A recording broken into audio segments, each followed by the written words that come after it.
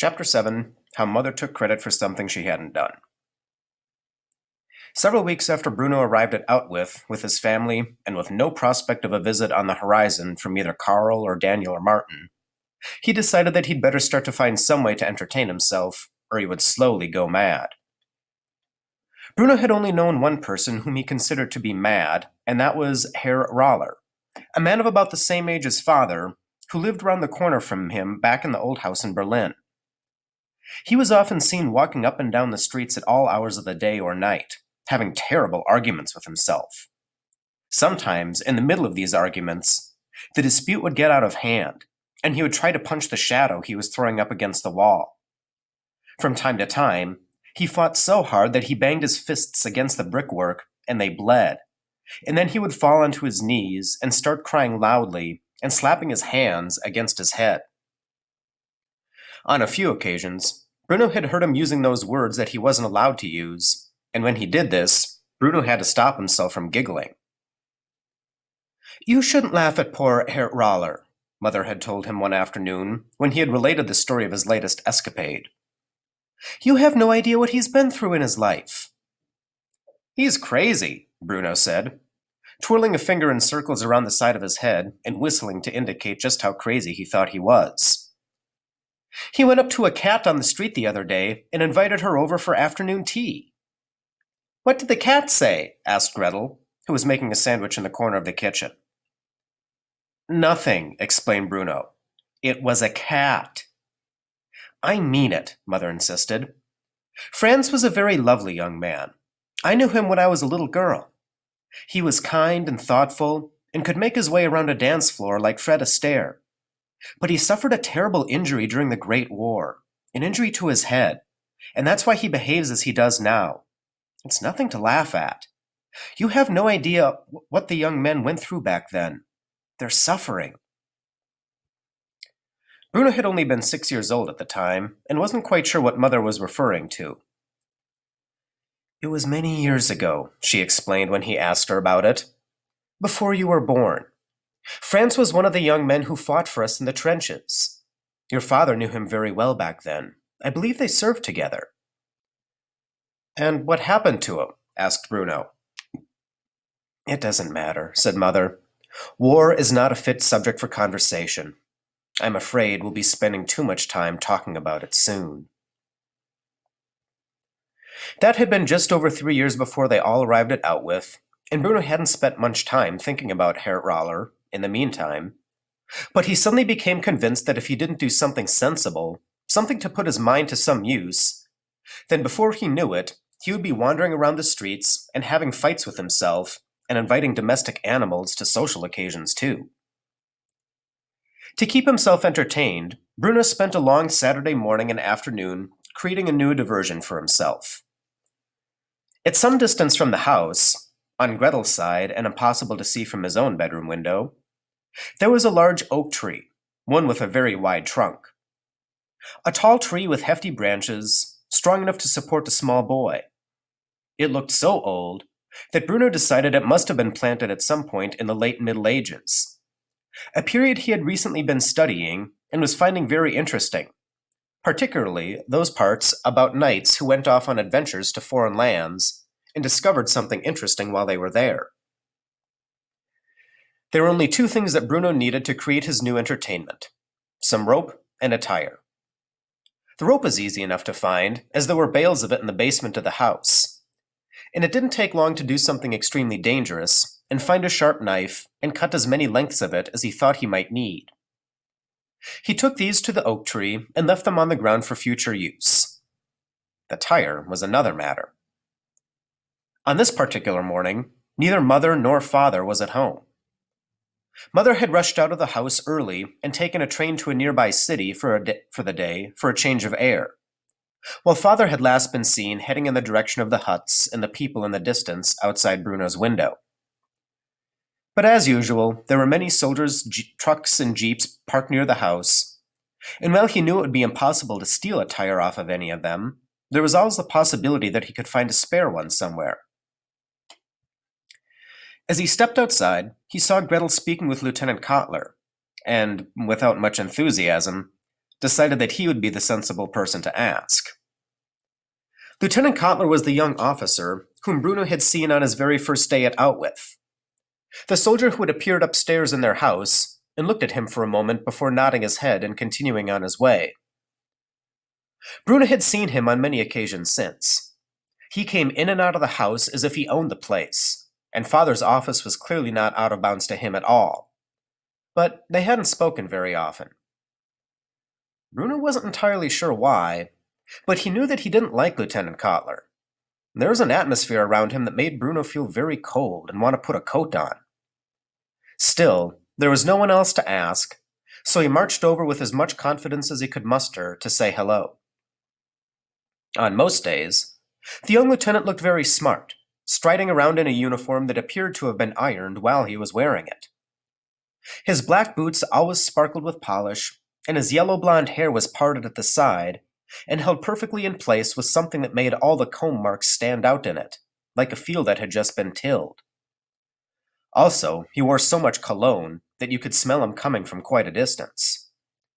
Bruno had learned not to stand downwind of him, or he would risk fainting away. On this particular day, however, since it was a Saturday morning and it was so sunny, he was not so perfectly groomed. Instead, he was wearing a white vest over his trousers, and his hair flopped down over his forehead in exhaustion.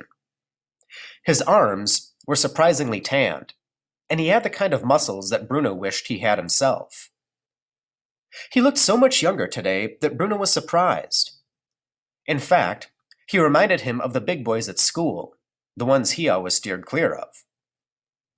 Lieutenant Kotler was in deep conversation with Gretel, and whatever he was saying must have been terribly funny, because she was laughing loudly and twirling her hair around her fingers into ringlets. "Hello," said Bruno as he approached them, and Gretel looked at him irritably. "What do you want?" she asked. "I don't want anything," snapped Bruno, glaring at her. "I just came over to say hello." "You'll have to forgive my younger brother, Kurt," said Gretel to Lieutenant Kotler. "He's only 9, you know." "Good morning, little man," said Kotler, reaching out and, quite appallingly, ruffling his hand through Bruno's hair, a gesture that made Bruno want to push him to the ground and jump up and down on his head. "And what has you up and about so early on a Saturday morning?"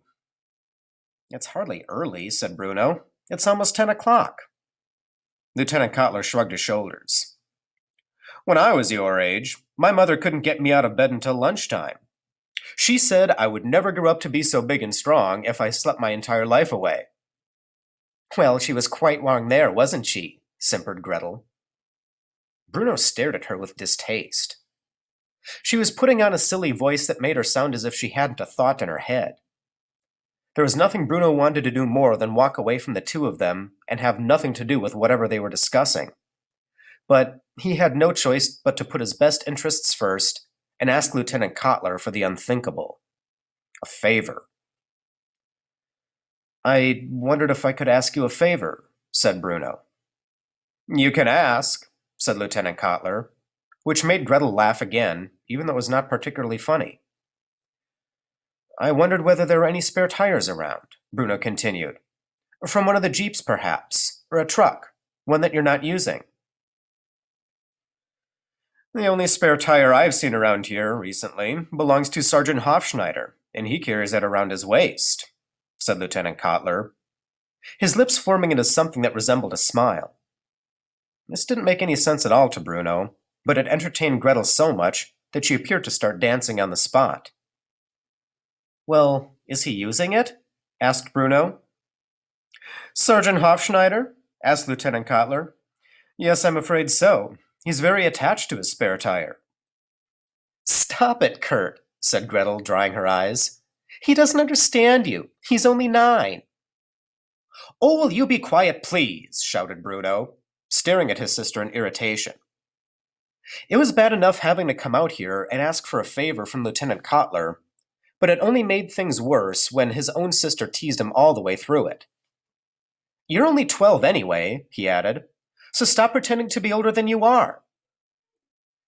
"I'm nearly 13, Kurt," she snapped. Her laughter stopped now, her face frozen in horror.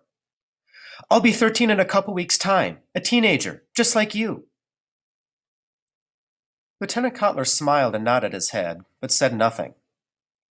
Bruno stared at him. If it had been any other adult standing in front of him, he would have rolled his eyes to suggest that they both knew that girls were silly and sisters utterly ridiculous. But this wasn't any other adult. This was Lieutenant Kotler. Anyway, said Bruno, ignoring the look of anger that Gretel was directing towards him. Other than that one, is there anywhere else that I could find a spare tire? Of course, said Lieutenant Kotler, who had stopped smiling now and seemed suddenly bored with the entire thing. But what do you want it for anyway? I thought I'd make a swing, said Bruno. You know, a tire and some rope on the branches of a tree. Indeed, said Lieutenant Kotler, nodding his head wisely, as if such things were only distant memories to him now, despite the fact that he was, as Gretel had pointed out, no more than a teenager himself. Yes, I made many swings myself when I was a child. My friends and I had many happy afternoons together playing on them. Bruno felt astonished that he could have anything in common with him, and even more surprised to learn that Lieutenant Kotler had ever had friends. So, what do you think? He asked. Are there any around? Lieutenant Kotler stared at him and seemed to be considering it, as if he wasn't sure whether he was going to give him a straight answer or try to irritate him as he usually did. Then he caught the sight of Pavel, the old man who came every afternoon to help peel the vegetables in the kitchen before dinner, before putting his white jacket on and serving at the table, heading towards the house, and this seemed to make his mind up. Hey, you! He shouted, then adding a word that Bruno did not understand. Come over here, you! He said the word again, and something about the harsh sound of it made Bruno look away and feel ashamed to be a part of this at all. Pavel came towards them, and Kotler spoke to him insolently, despite the fact that he was young enough to be his grandson.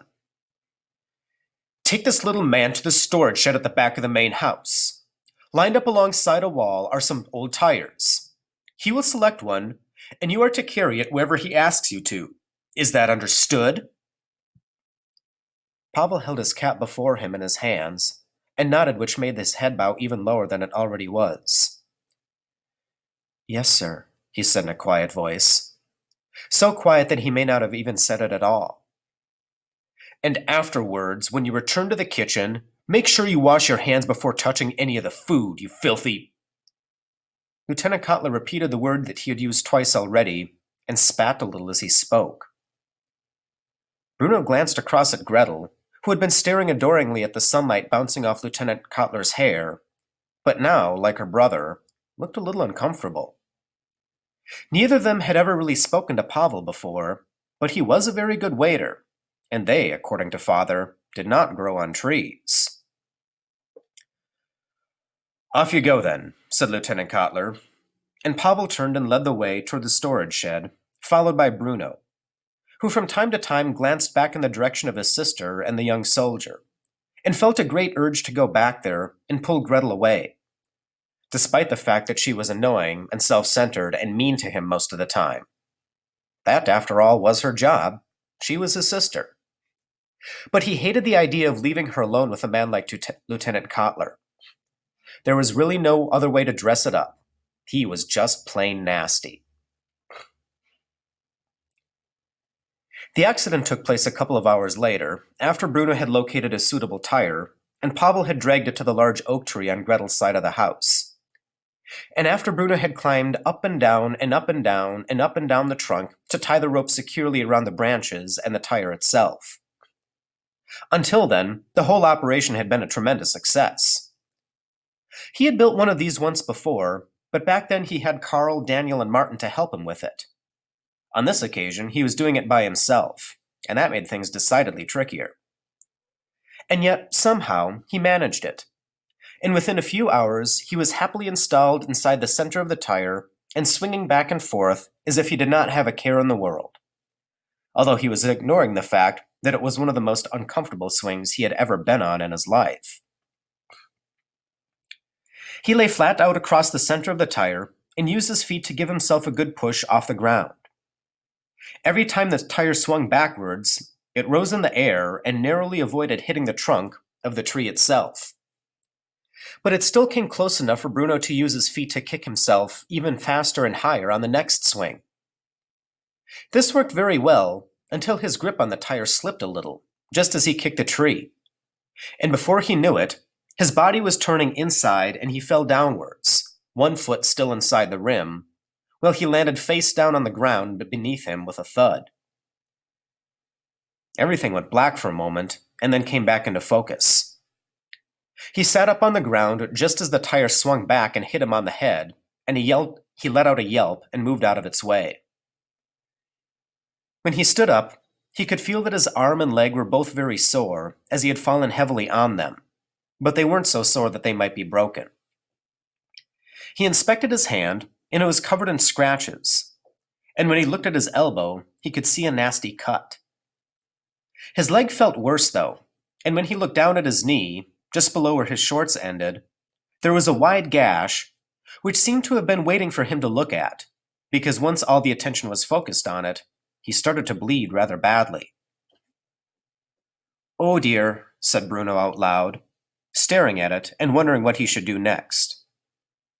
He didn't have to wonder for very long, though, because the swing that he had built was on the same side of the house as the kitchen. And Pavel, the waiter who had helped him find the tire, had been peeling potatoes while standing at the window and had seen the accident take place. When Bruno looked up again, he saw Pavel coming quickly towards him, and only when he arrived did he feel confident enough to let the woozy feeling that was surrounding him take him over completely. He fell a little, but didn't land on the ground this time, as Pavel scooped him up. "I don't know what happened," he said. "It didn't seem dangerous at all." "You were going too high," said Pavel in a quiet voice that immediately made Bruno feel safe. "I could see it. I thought that at any moment you were going to suffer a mischief." "And I did," said Bruno. "You certainly did." Pavel carried him across the lawn and back towards the house, taking him into the kitchen and setting him on one of the wooden chairs. "Where's Mother?"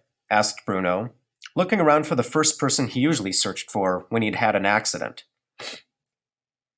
"Your mother hasn't returned yet, I'm afraid," said Pavel, who was kneeling on the floor in front of him and examining the knee. "I'm the only one here." "What's going to happen then?"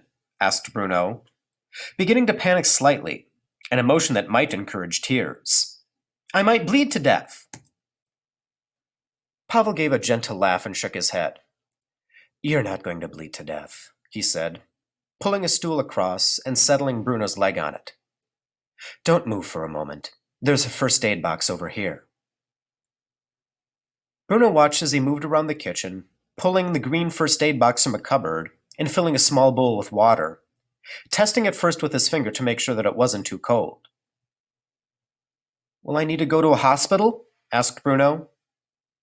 No, said Pavel when he returned to the kneeling position, dipping a dry cloth into the bowl and touching it gently to Bruno's knee, which made him wince in pain, despite the fact that it wasn't really all that painful.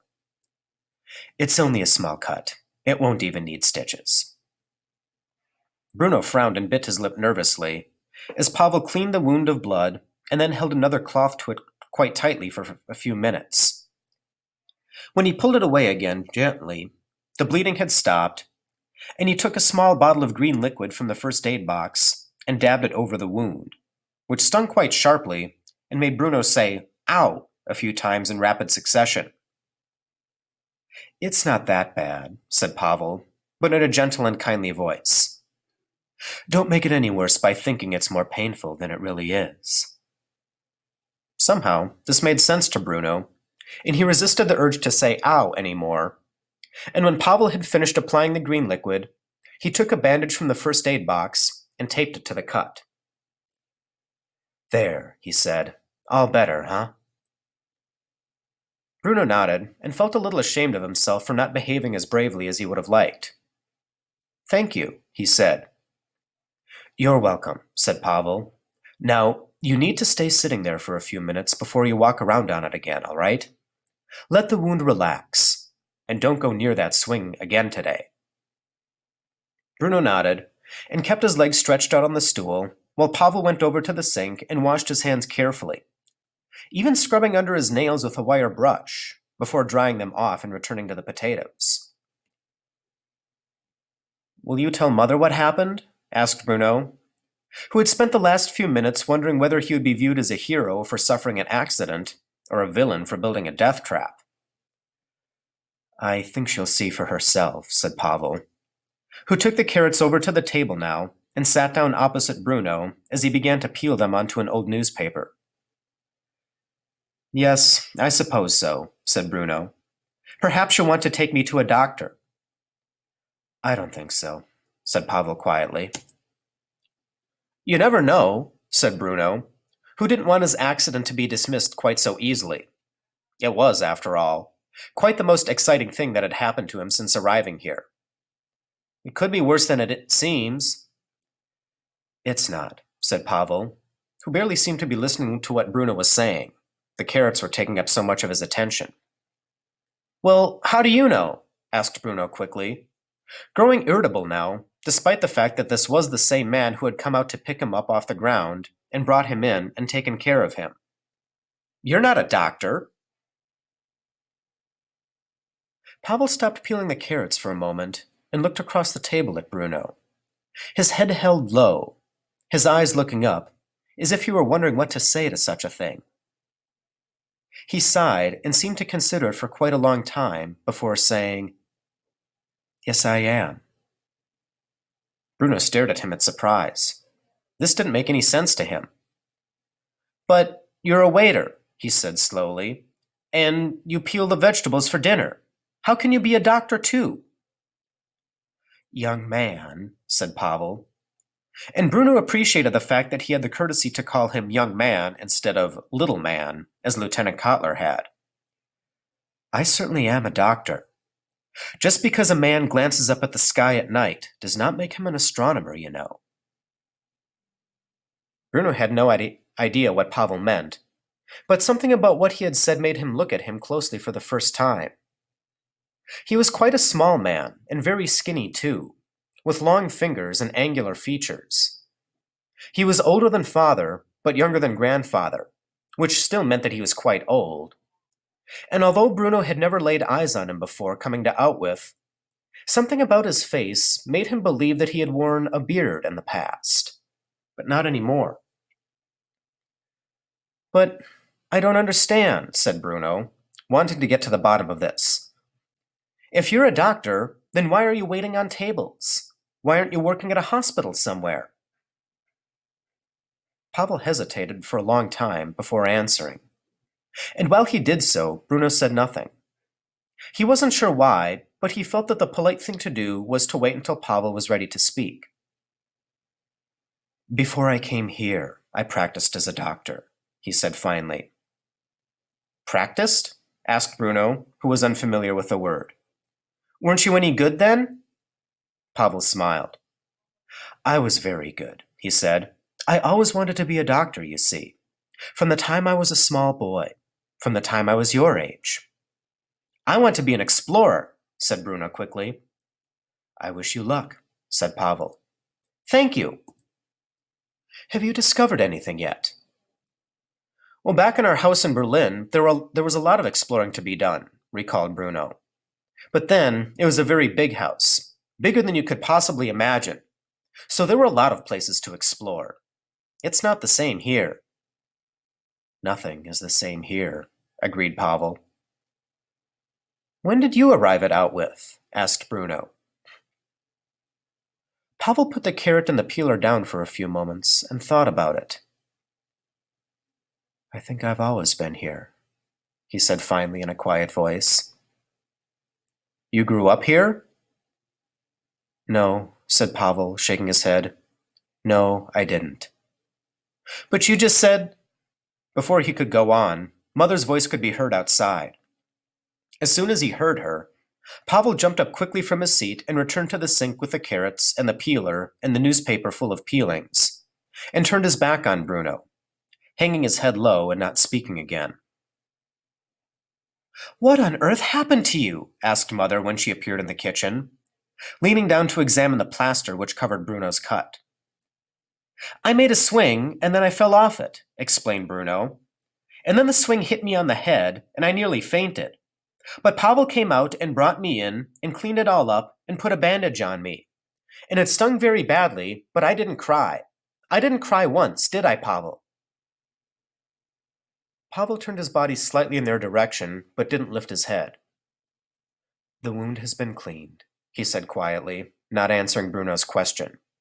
"There's nothing to worry about." "Go to your room, Bruno," said Mother, who was looking distinctly uncomfortable now. "But Don't argue with me. Go to your room," she insisted. And Bruno stepped off the chair, putting his weight on what he had decided to call his bad leg, and it hurt a little. He turned and left the room, but was still able to hear Mother saying thank you to Pavel as he walked towards the stairs. And this made Bruno happy, because surely it was obvious to everyone that if it hadn't been for him, he would have bled to death. He heard one last thing before going upstairs, and that was Mother's last line to the waiter, who claimed to be a doctor. "If the commandant asks, we'll say that I cleaned Bruno up." Which seemed terribly selfish to Bruno, and a way for Mother to take credit for something that she hadn't done.